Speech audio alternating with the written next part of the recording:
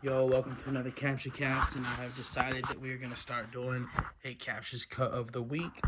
So today's is a song by Ed Sheeran. So these are all going to come from my vinyl collection, right? Today's is a song from Ed Sheeran's Divide. Great fucking album. It's actually the first song on the album. We're going to listen to it together. The song is Eraser.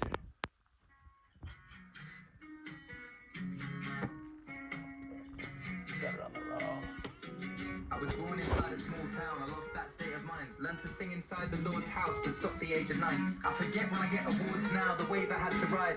The paving stones I played upon that kept me on the grind. So blame it on the pain that blessed me with a life. Friends and family filled with envy when they should be filled with pride. And when the world's against me is when I really come alive. And every day that Satan tempts me, I try to take it in my stride. You know that I've got whiskey with white lies and smoke in my lungs. I think life has got to the point I know without it's no fun. I need to get in the right mind and clear myself up. Instead of looking in the mirror questioning what I've become. It's just a stereotypical day for someone like me, without a 9-to-5 job or a uni degree. To be caught up in the trappings of the industry. Show me the locked doors, I'll find another use for the key, and you'll see.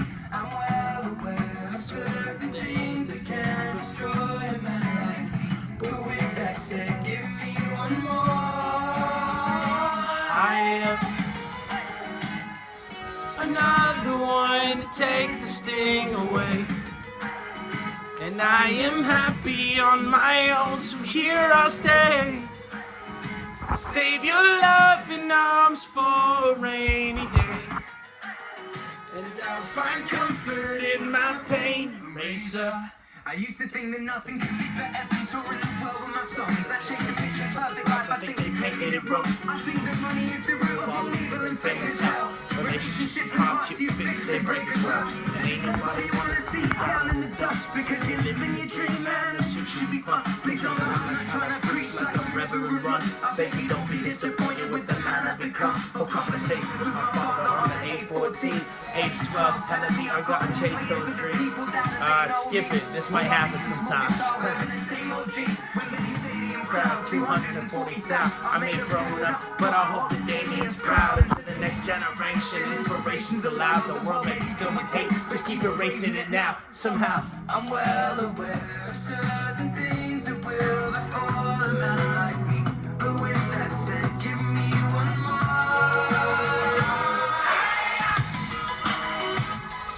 Another one to take the sting away. And I am happy on my own, so here I'll stay.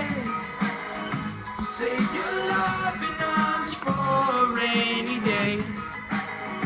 And I'll find comfort in my pain eraser. And I'll find comfort in my pain eraser. And I'll find comfort in my pain eraser. Welcome to the new show. I guess you know I've been away. Where I'm headed, who knows? But my heart will stay the same. Welcome to the new show. I guess you know I've been away. Where I'm headed, who knows? My pain eraser. And I'll find comfort in my pain eraser. And I'll find comfort in my pain eraser. And I'll find comfort in my pain eraser. And I'll find comfort in my pain eraser. Yes, sir, that's what I'm talking about, man. A dope first one. Good motivational song. Show y'all a little bit, just a very little preview about how well Ed Sheeran can rap. And a little bit of backstory about that song, I guess. I mean, the lyrics of that song are crazy. First of all, so that's already the backstory. The second backstory is really just after that song was released, Ed Sheeran playing that song on The Breakfast Club. And I don't know if y'all be watching The Breakfast Club, but if you do, you know Charlemagne usually is not a fan of rap. But he is an Ed Sheeran fan. He fucked with the performance, and it was fire as fuck too. He played the extended version, it was lit. And also, fun fact, I mean, Charlamagne not liking white rappers. He is a Mac Miller fan as well, I believe. So, rest in peace, Mac. But that's dope, man. I think that just speaks to almost like the soul both of them artists have. You know what I mean? It sort of transcends race and everything. You know what I mean? So it's pretty cool. But I feel like that was a good song to get our Captcha's cut of the week started. Getting this. Oh shit, that's bright. Turn it down one? Yeah, let's turn it down one. Christ. Shit is bright as fuck. So I gotta go find my cigarettes. Where they be at? Yeah, I figured I'd switch things up for this CaptchaCast, bro. Kept things the same for too long. It's always good to switch it up. Make it a little bit more interesting. A little more movement in the camera. I like the Captcha cut of the week, for real. But I need to find my goddamn cigarettes. Here they are. Alright. What's good, y'all? How y'all been? So, since we spoke, a lot has happened. A lot has happened.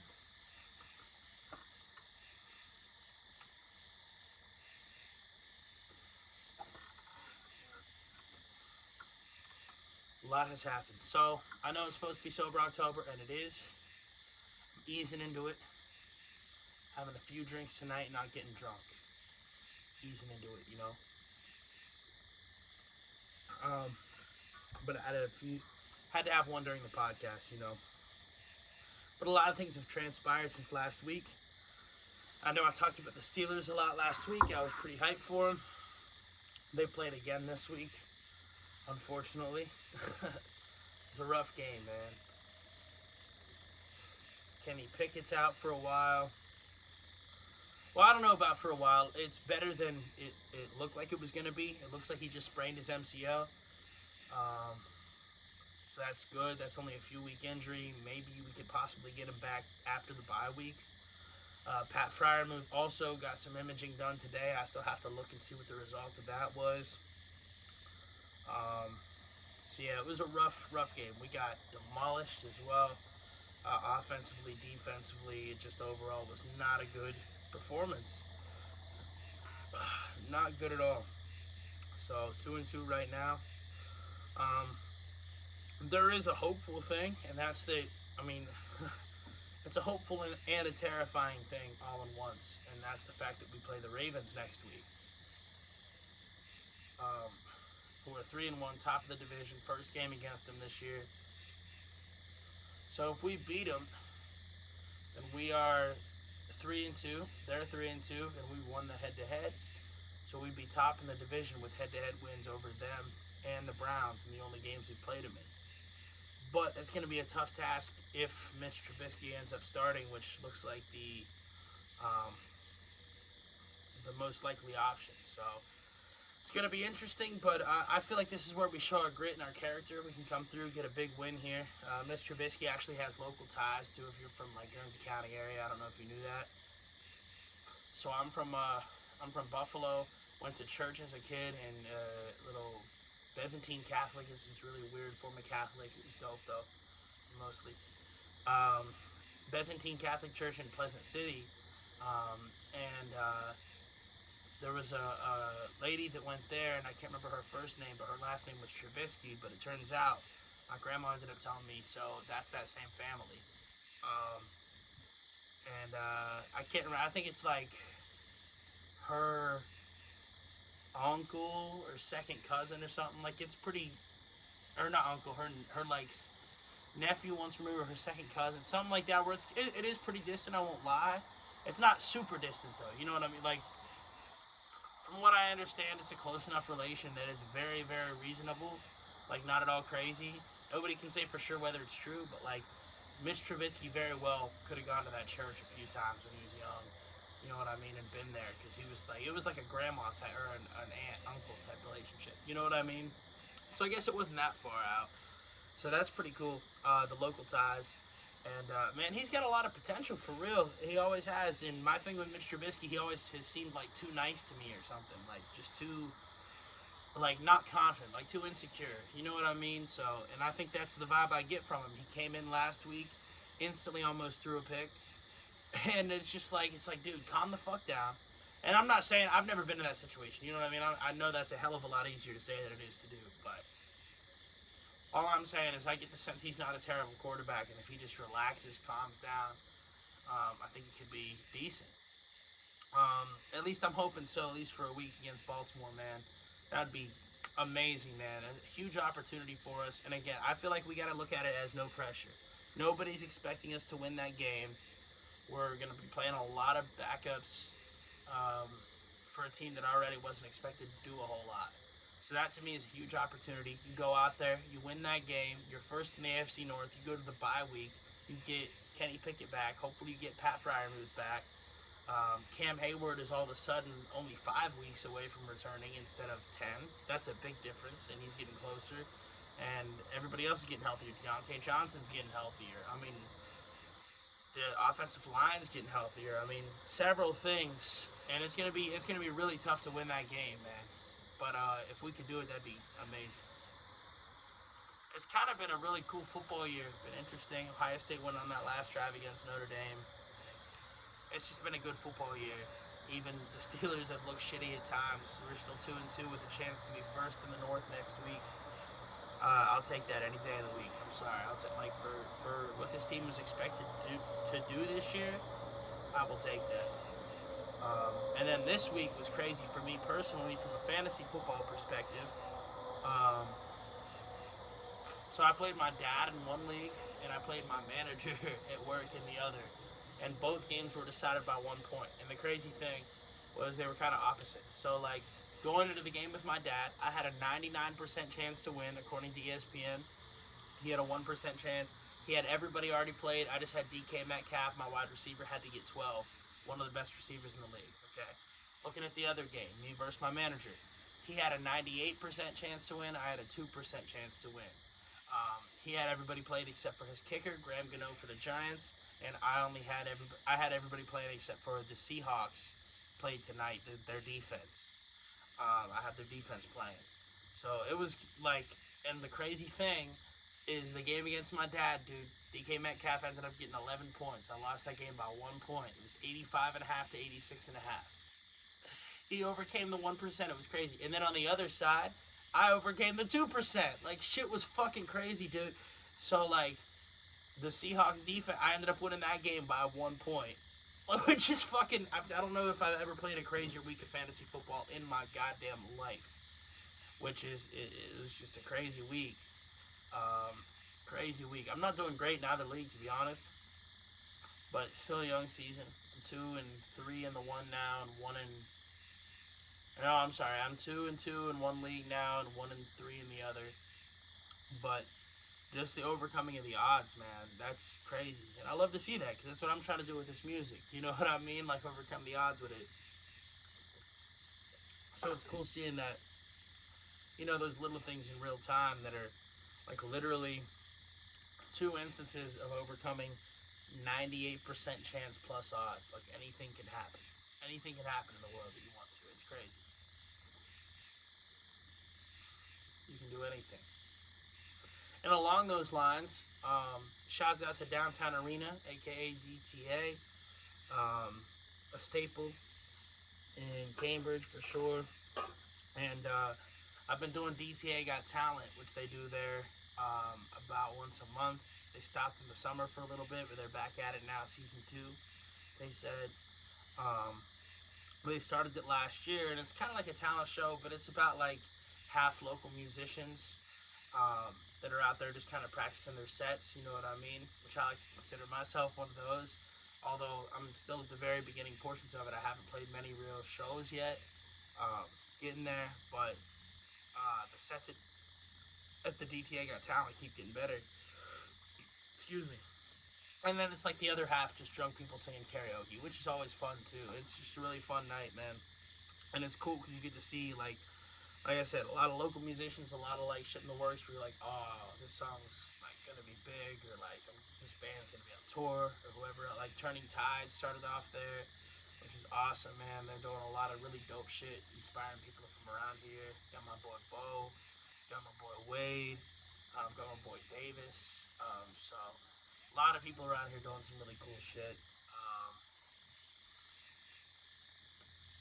But yeah, so you get to see that, and then it's just a fun environment too. It's just having fun. But usually I'd be doing originals there, right? I'd be doing my shit. You know what I mean? My songs, originals. But this time I was like, I'm gonna switch it up. I'm gonna just, I don't know why, I'm gonna change it up, do some acoustic shit, do some covers. So I covered All Summer Long by Kid Rock. Y'all know that one. I covered Something in the Orange by Zach Bryan. And then I covered Hey Ya by Outkast. And it went fucking well, man. It was dope as hell. Crowd was vibing. I got a clip from it, man. Just hearing how the crowd was vibing. Even though, like, I know I didn't write the song, so it's different. Like, the feeling of, like, when I have written the song and see the crowd vibing is insane, dude. I'm just like, I did it. You know what I mean? Like, with that song, I haven't done anything yet. Like, I'm not saying I'm anywhere yet, but when you're on stage and you're performing that song that you wrote and you're just seeing the crowd vibe to it, man, it's just, you can almost fucking tear up, man. I swear. And you're just like, we did it. You know what I mean? Talking to yourself, like you're just like, I knew when I was starting writing this track, it's gonna be something special, and it was, and it's dope to see. But the acoustic set was dope as hell too.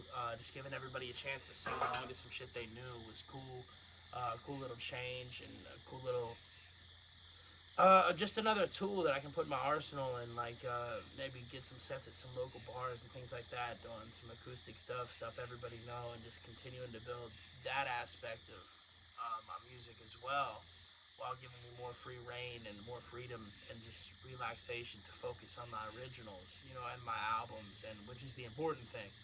But it's just a kind of another jumping off point, you know. So it's dope. But I ended up winning it, man. I ended up getting, you win a gift card if you win it. And I've always said, like, I'm never there to win it necessarily. Like, I always am trying to win it. You know what I mean? Like, that's always the goal. But at the same time, it's a secondary goal. The primary goal is just promoting my music, practicing a set, and just getting better every day, getting more listeners every day, getting more people, like, connects, studio people, other musicians that I can collab with.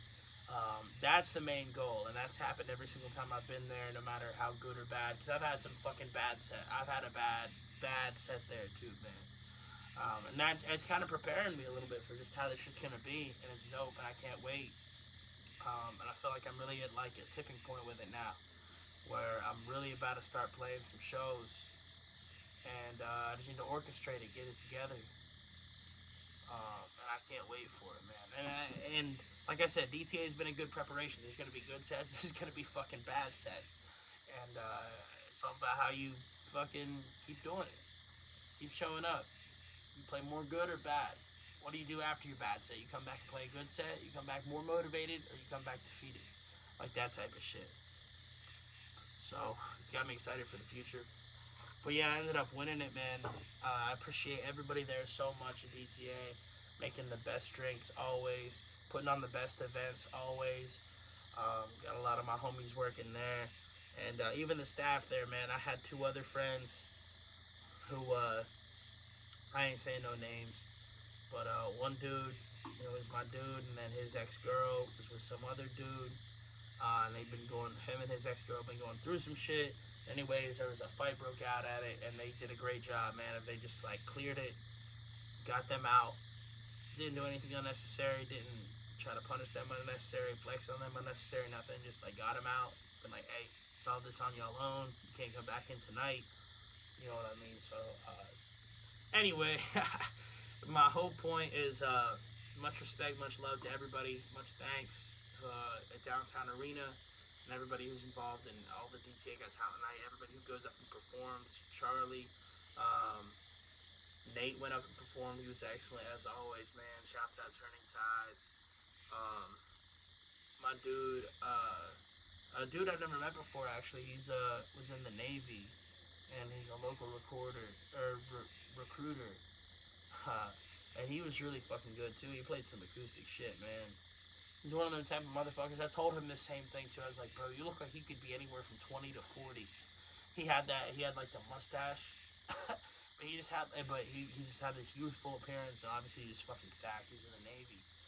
Um, but like it was funny because like he just had. I was like, bro, you got like the wisdom. Like I feel like you got the wisdom of anywhere from up to a 40-year-old with the like I can still have fun of anybody down to like a 20-year-old. You know what I mean? So it's dope as fuck.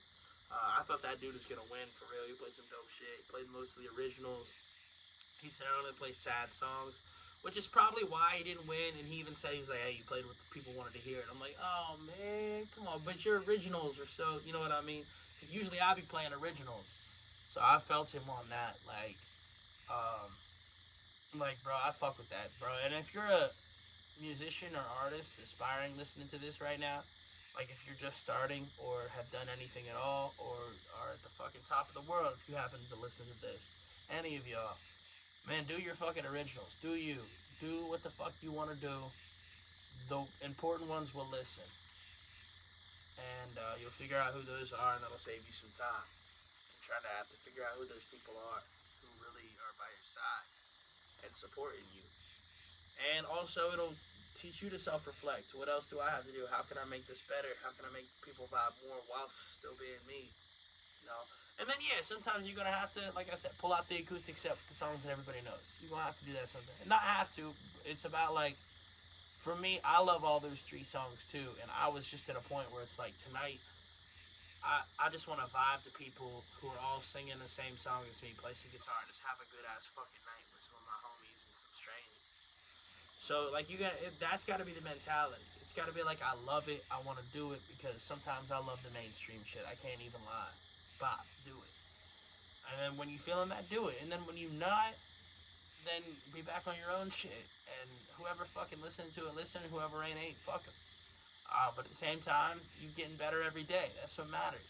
That's what matters. That's what really matters in this bitch. So yeah, bro. Been a cool last time lately. Been a cool last time for sure. That is why he's busy.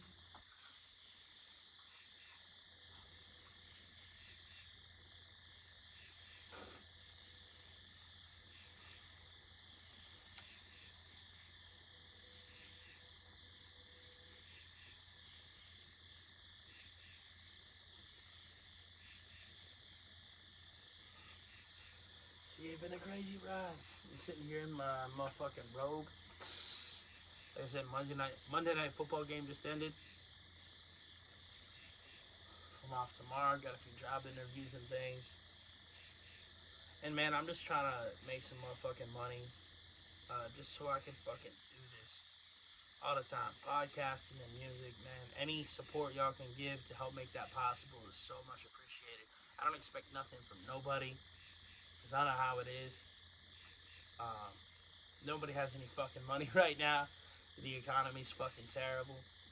Um, the job market's terrible. The housing market's terrible. The fucking everything financial sucks right now.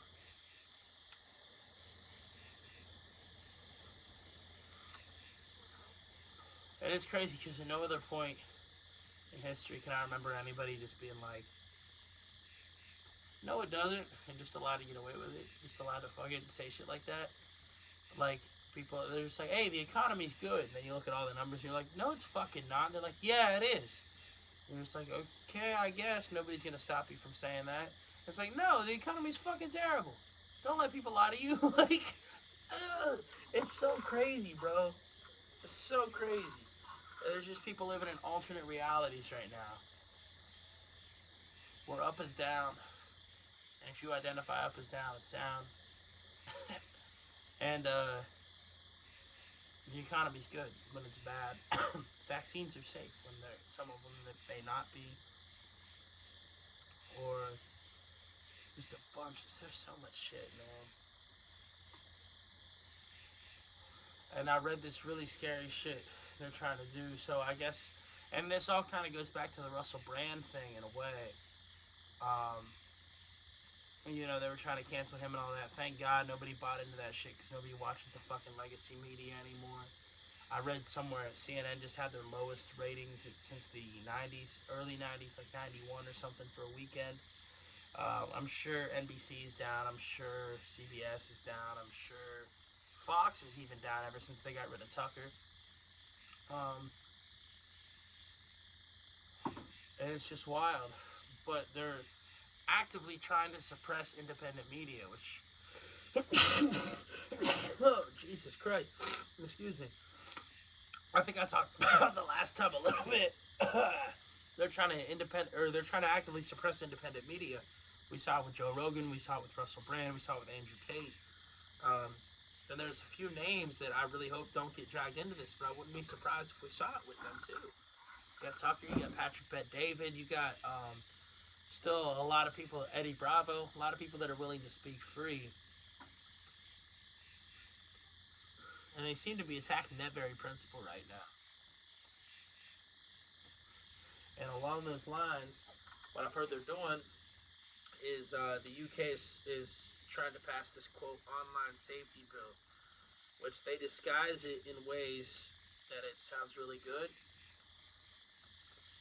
But in reality, all it means is that they're going to be able to actually arrest the founder of Rumble if he ever steps foot in the UK, if he doesn't agree to the regulations, and other sites such as that allow free speech. And that's really sad. It's really terrifying. It really is. And then the way they do it, the way they disguise it, they literally use hypnosis techniques. So I guess a popular hypnosis technique is to list like 4 or 5 things in a row that are like pretty much inarguably true, that 99% of people can agree on, and then the 6th thing was a suggestion. It's the thing that you're trying to be hypnotized into. So like, for instance, the sky is blue. Yes, the sky is blue. The grass is green. Yes, the grass is green. The cow says moo. Yes, the cow says moo. The pig says oink. Yes, the pig says oink. The dog says bark. Yes, the dog says bark. You want to stop smoking? Yes, I want to stop smoking.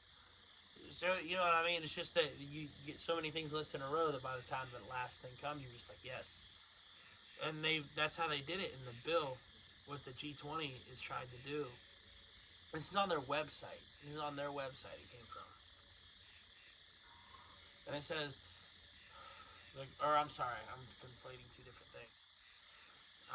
The G20 is a whole different thing, but this is actually from the language of the online safety bill that they're trying to get passed in the UK. And they said, yes, we want to protect children from like sexual imagery, graphic imagery, violent imagery, like yeah, obviously self-harm imagery, yeah, obviously imagery detrimental to their health, anything like that, yes, yeah.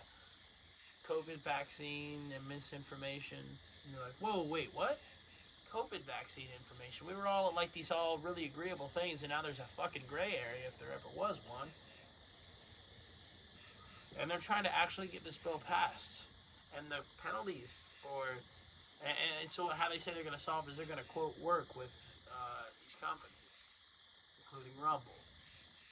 And if anybody fails to agree to their guidelines and requirements, which basically means the information we want you to put out, you'll put out. The information we want you to suppress, you'll suppress. If anybody fails to agree with that and is caught in the UK, then they're going to face prison time. I believe it's like up to 20 years in prison. This is a real thing they're doing right now. And all of the Five Eyes countries, you can look up what that means, all have a similar version of this bill in place, including the United States. I haven't looked into the U.S. one that much because it's going to fucking piss me off and really make me upset. But it'll teach me how we can go about maybe, hopefully, preventing it. But yes, the U.S. does indeed have a bill, which I understand is quite like this on the table for next year. And it's fucking terrifying, man. We're getting to a point where literally any form of dissent, free speech, disagreement with the government, disagreement in its handling of tragedies, wars, anything you disagree with of the government is going to be suppressed. And it's already suppressed. But now it's going to be criminally punishable by law. Not to mention this in line with, this is back to the G20, their social credit score thing that they're trying to do. and get everybody to sign up for this Fed Now bullshit, which thankfully I think most people have been smart enough to see beyond and think about what it actually means and haven't signed up for it, I think. But yeah, it coincides in a really unfortunate way where I don't know what scares me, man. Like, I would be happy at this point to just hear, even though I wouldn't believe it necessarily as truth, I'd be happy to hear denial. Just as a fucking start. You know what I mean? Isn't it terrifying that people list out all these crazy conspiracy theories like, hey, you guys are trying to create a social credit score to tell us what we can and can't do. Nobody's like, no, we're not. Nobody's saying that. All they're saying is, that's crazy to even think that. Well, at that point, you're fucking undermining the character of the people who are disagreeing with you. And you're already propagandizing, if that's a word, it should be, and poisoning people against that party by saying it's crazy, it's ridiculous to believe what they believe.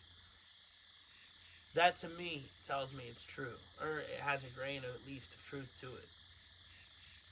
Because, like, I feel like nobody ever tells the truth, and is like, or nobody ever tells a lie that's that crazy, that made up, and is instant. I mean, I don't know. Maybe they are. Maybe people say you're crazy, whatever. But to me, people in positions of power that want most of the country's support behind them and try to politicize it, every thought and word, as we always see, saying something like that is insane to me. Because that's something you'd say as like an impulse. Somebody would say that to you, you'd be like, man, you're crazy. You know what I mean? You don't sit and think about your answer and then say that, which is these motherfuckers' job. So they sit and think about their answer, and then they say that. Never do they say, I swear we're not trying to do that. I understand your concern. I realize why you must feel this way. I see the evidence you presented before me, and I can assure you we're not doing that. Here's the counter evidence. Here's why we're not doing that. And it's the same thing with, now I'll use the word vaccine misinformation. You tell me what I mean when I'm saying it. About how many times these things have been tested, about the requirements, the ability to sue these companies if something does go wrong, the links between certain things and certain other diseases.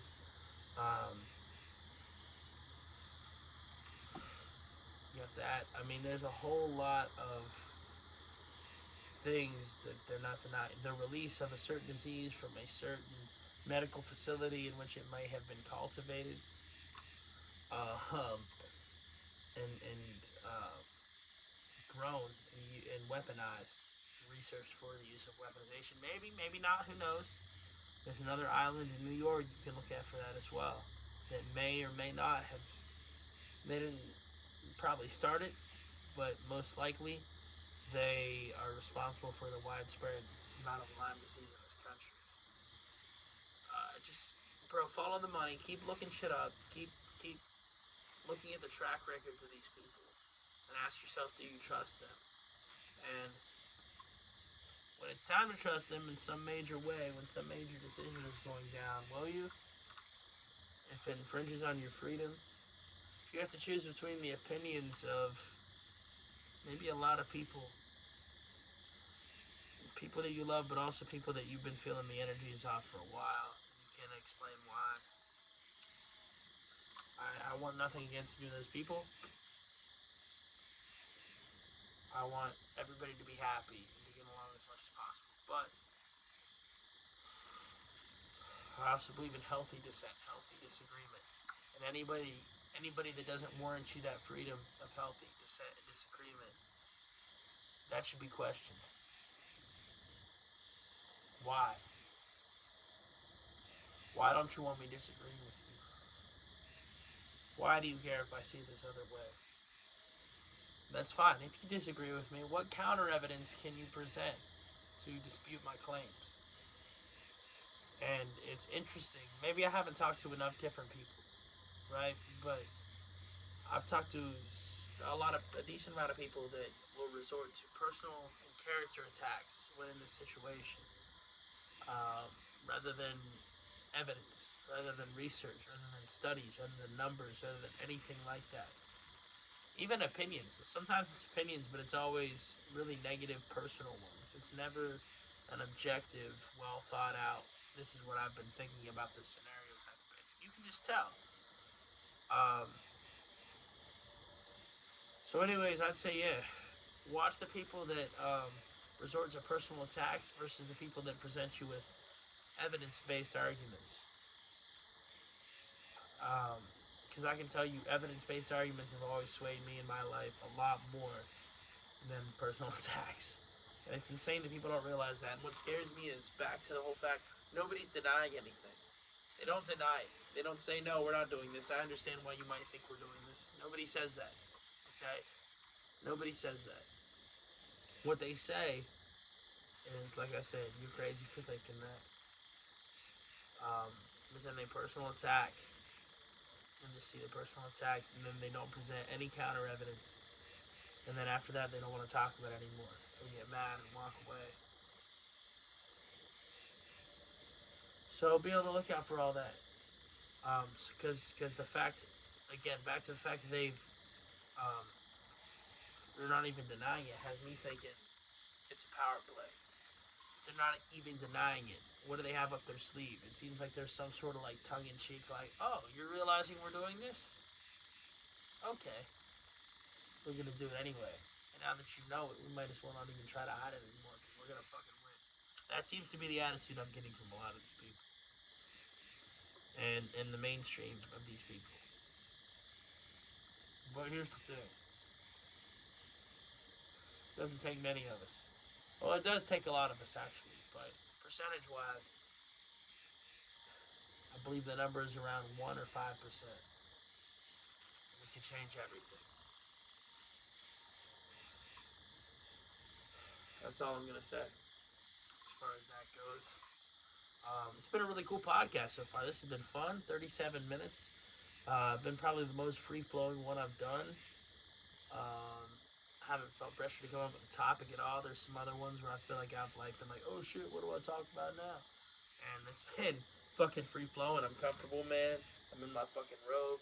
I'm in a fucking shirt that I got fucking as a kid from the Lion King Broadway play.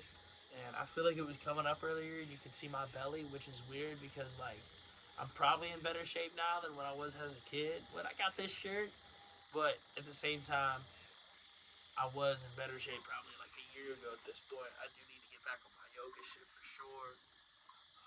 More regularly. I still be doing it, but get back to it more regularly, like every day.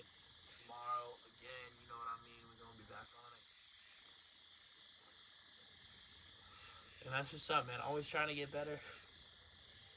Always just trying to improve. Always just trying to make the most of my time, whether it's just enjoying life to its full potential or making something productive, making something, just grinding, working, making something that's going to last a lifetime, several lifetimes. And a lot of times I'm trying to get back to the point where that's just both all the time. And it's both, and I'm getting there. You know what I mean? Like I'm really having fun doing this acoustic shit. And DTA Got Talent was the most fun I've had in so long, man. It was amazing. And it was so fun. And I still enjoy making my rap shit, but I just gotta finish this next tape, bro. This next album. I went back and listened to what I had for it, and I'm like, oh yeah, I'm liking these songs. A lot of times, just I guess a little trick. This is gonna be something. If anybody's watching this as an artist who's ever made an album, you're gonna know exactly what I mean. And if you haven't, you probably not. But you'd be working so hard sometimes and be making so much shit sometimes, writing so much shit in a row, so many days in a row, just grinding, mind hyper focused on that one goal, which is amazing. But you do it to an extent that you get to a point where like you don't really it's not that you hate your own shit, but everything that you write that isn't fucking like I mean I guess for me I guess on the latest tape like the rap version of Bohemian Rhapsody, no pun intended, Rhapsody. But like, you know what I mean? One of like, or you know, rap. So what's that? Everything that you write that isn't forever. Everything that you write that isn't Cream. Everything that you write that isn't um, the Nas song. So many tunes on my feet. The world is yours. Everything that you write that isn't like the greatest song. I know I did a really bad job of showing my knowledge of hip hop right there, but I swear I have more than that. um, but yeah, you start getting in your head where you're like, oh, I don't know, is this really as good as I thought it was? Blah blah blah, whatever.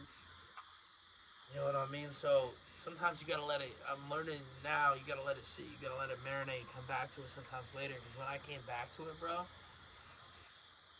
when I came back to it, that shit was amazing. Not like it still needs a lot of work. You know what I mean? But like, I was like, oh, this is gonna be a really cool album when I get it finished. You know, so I can't wait to get it finished. Adjusting around the new laptop problems, figuring out how to navigate that. It's been fun, and I've only started that journey, so it's only gonna get more fun and more frustrating, more challenging, I'm sure. But at the same time, like I said, more fun, more enjoyable, more exciting. That feeling of like, hey, I'm overcoming an obstacle, you know?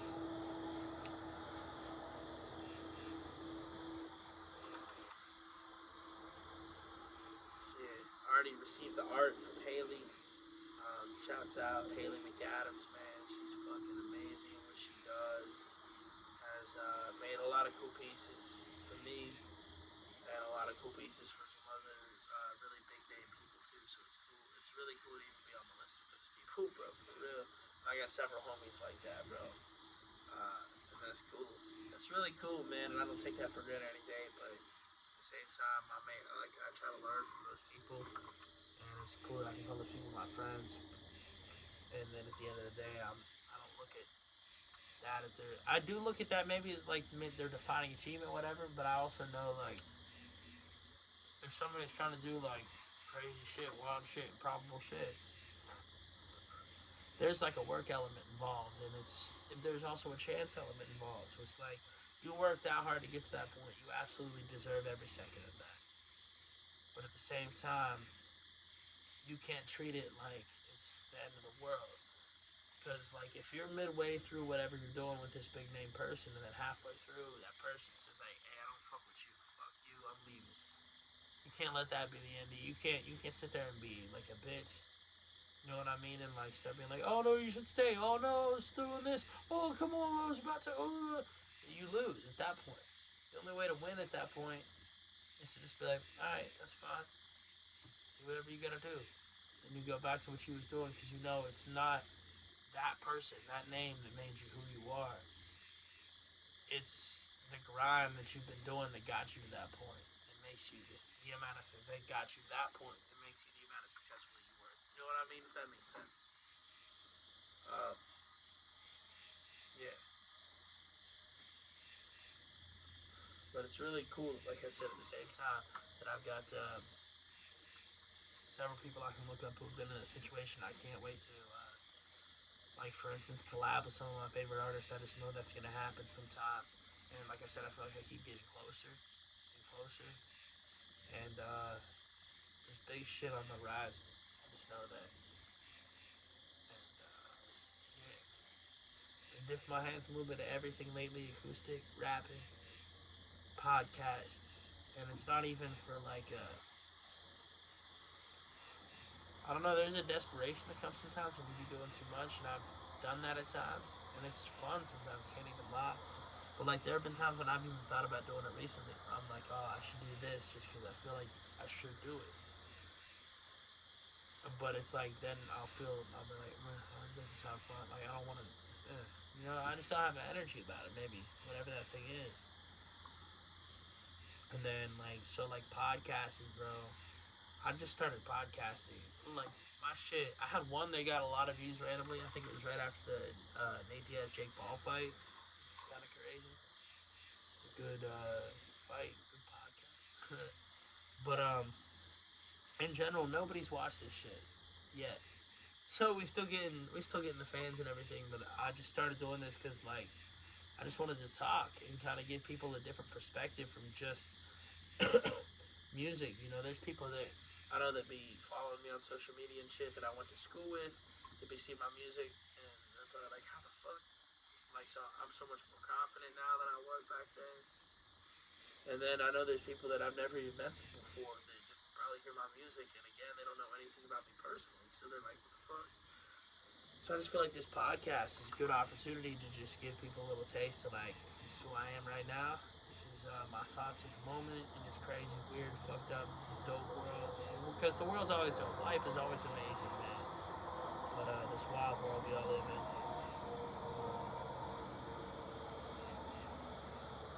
And I've really been enjoying this shit for real. I feel like it could be something for sure. But the main goal is still music, man. Like I said, amazing winning DTA Got Talent. It was such a crazy feeling. And it was so fun, bro, just being on stage and just playing Hey Ya, and I hit that, like, I stopped the guitar, I palmed it, I said, but the crowd, damn the eye. Said, y'all don't want to hear me, y'all just want to dance. Perfect timing. Y'all just want to dance, man. Like, hey, guitar comes in, damn, hey, yeah, and then, bro, I didn't even necessarily hear it on stage. I was just so fucking into it for real. But then my dude showed me the video that he took, and I could hear everybody, like, him, all the judges, who were mostly my dudes, and everybody in the crowd, who was also a lot of my people, too, that I already knew. Everybody was hitting me with a, and I was like, oh, shit, dude. Like, everybody was vibing, dude. That was just such a cool fucking feeling. Even on stage, I could feel it. And then being able to hear it on the clip later, like, amazing, dude. Um, last night, like, there's nothing quite like fucking just playing a show, man. I need to get back. I need to get to doing it every night. Every night. Every night. Because really, at the end of every night, there's nowhere else I'd rather be than at a show / playing a show. Mostly playing a show. I mean, even at a show is like the second option. You know what I mean? It's like it's a one and a two, and then everything else is way below.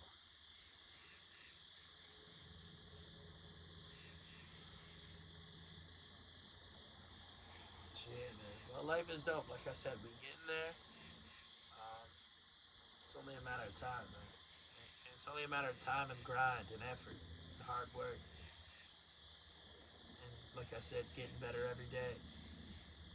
And it's something I feel like we all been trying to do lately, which is good.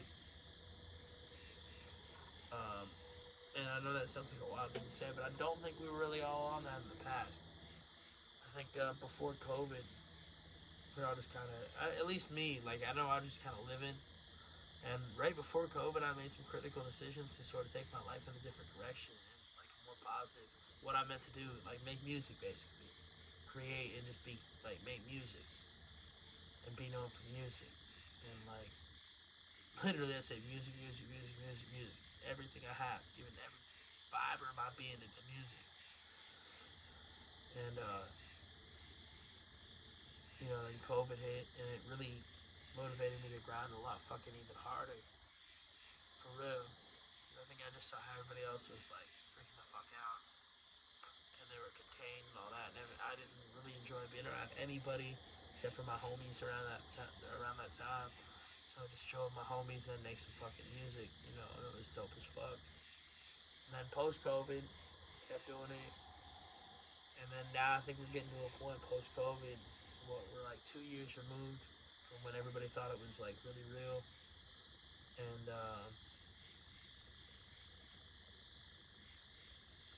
it's I think we're all I don't know, maybe not all I know me, I'm maybe getting a little complacent lately.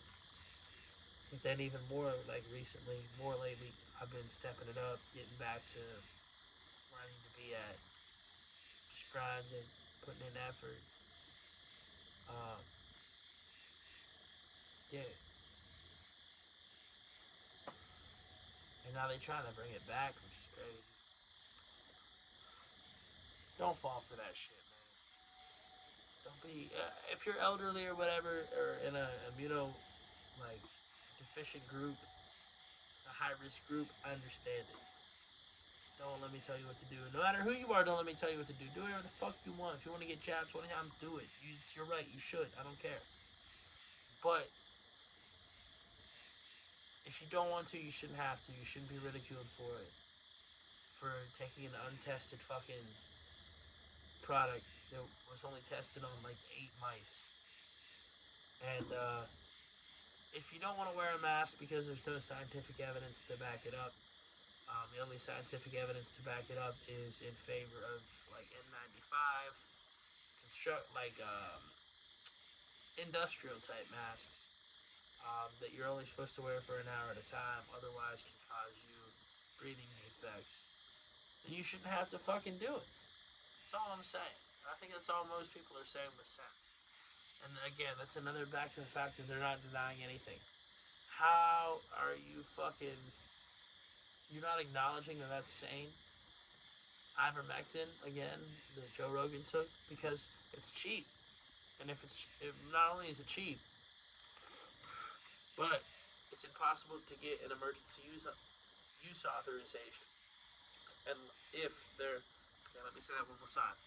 It's impossible to get an emergency use authorization for a drug if there is another substance or anything that is proven as a possible cure. I believe it even says possible. It doesn't even have to be like guaranteed. It's like a possible cure. Ivermectin is without a doubt a possible cure. A number of people reported taking it and showing major symptoms of improvement and getting over COVID a lot faster than people with the vaccine did in general. And then they tried to label it as a horse dewormer, which it is, but that's a like second or tertiary use for it. Like ivermectin has won a Nobel Peace Prize for its use in humans.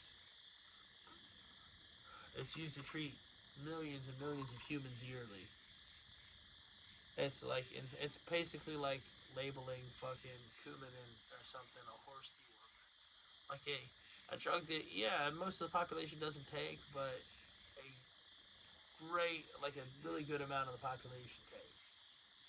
And they try to do that, and because again, if ivermectin was even somewhat successful, then you can't get the emergency use authorization for the vaccines. So many little factoids like that, man. Believe me, I wish it wasn't true. I wish there weren't ways to back this up. I wish I could not have to think about this every day, but again, it's a blessing because we're heading towards an interesting time, and I have no idea what that even means, to be honest with you. I don't take a side.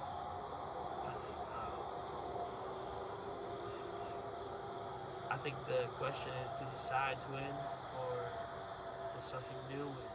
And what does something new mean? And are we ready for it, and can we do it peacefully, not violently? There's multiple problems. Obviously, nobody wants to do anything violently, but also look at it strategically. Take it, even if you want to, all the emotion out of it. If you do something violently, then how long is it going to take before the people in power offer people on the other side this suggestion? We can stop this right now and go back to the lives you were living, and nothing will have changed. And after 3, 4, 10, 20, 30, 40, 100, 200, 500 years of fighting, how long is it going to take? And it will be, like, realistically, let's say 1 to 20 years of fighting. How long will it take before people, I'd say 1 to 5 years. How long will it take before people are like, oh yeah, okay, well, let's do that, life was way better back then. And we won't even realize at that point because we'll have been so beaten down by war that the life we're submitting back to is the subservient one we're in. And it's only going to get even more control because we'll be so beaten down we won't have any resistance to it after that. I don't think violence is the answer. I don't think that's the answer at all. I think it's all about peaceful talks. And just really all trying to connect with each other and get on the same page and fucking love each other, man. That's it. That's all we need to do. And it sounds simple, but it's complicated for a lot of people. Um, and I know it's wild that we're even talking about things like this now. But I think we all just need to keep doing what we're doing. Believe intention has a part of perception, a major part. And even if people don't understand what you're doing right away, or the love, or the place you're coming from, if it's a good place, they will eventually. Just keep doing you, keep doing what you're doing, keep working hard, keep grinding, keep hustling, keep fucking being better every day. Back to that. That's what I'm gonna call this podcast, I think. Being better every day.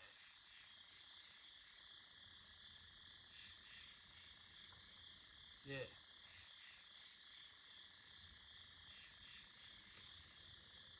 I don't know. Several different labels. Maybe I'll call it different stuff. I don't know. This has been probably the most fun I've had doing a podcast, honestly. And I've had a lot of fun doing all of them, to be honest with you. But this is the most effortless, just the most fun I've had. Feel like I'm really connecting and people are listening, man. So thankful for this weekend in DTA. What are we at? Like 56 minutes? This has been a good podcast. Let's stretch it past an hour. Finish this blunt, find some shit to talk about.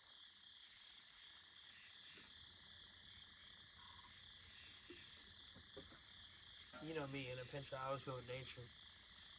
And there's cows mooing. And what's so interesting, I've heard them before several times. I heard them last night several times. It always sounds like they're coming from the goddamn woods in the back of my house. How are there cows in the goddamn woods? I ask you that. Motherfucker. I almost took the ash end. I don't know why I'm doing the Dave Chappelle voice right now. American spirits, motherfucker. Probably did it to me.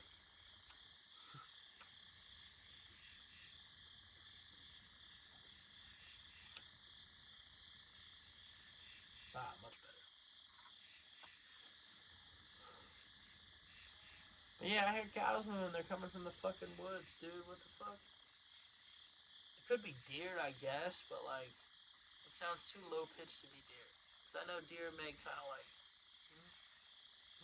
type noise, like they cow type noises, I guess. But it's almost more of like a bleating, like a draft. Like a, you know what I like a.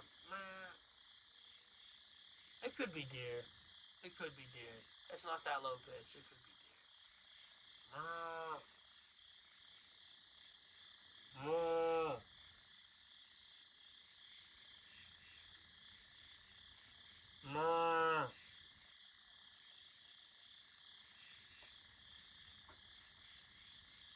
So hopefully they answer back.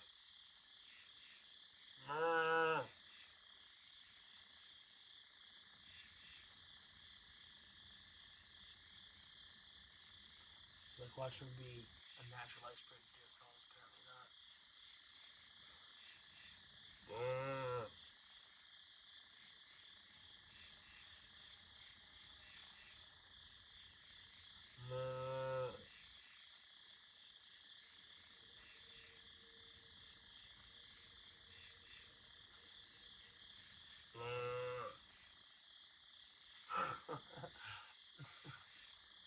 That was gonna be clever. It's like watch me. Let me just do anything with my voice. If it is a deer, it's a smart one. I haven't been hunting before. I need to go. So many things I need to do soon. I get my first ink. I told you all about that. Shouts out Slim Jam. Still want you to give me my first shit, but gotta get my bread up first. Happens very shortly.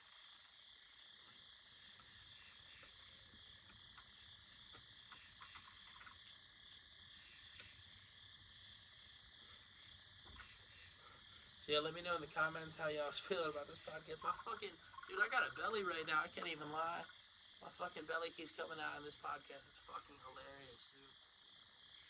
Very not the Captcha brand I'm usually going for. Switching it up on y'all motherfuckers. Always. Keeping y'all on your toes.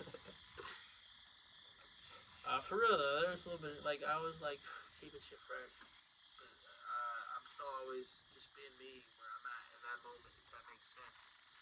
I'm not trying to force anything, but man, I hope y'all had some fucking fun during this podcast. I know I had a lot of fun.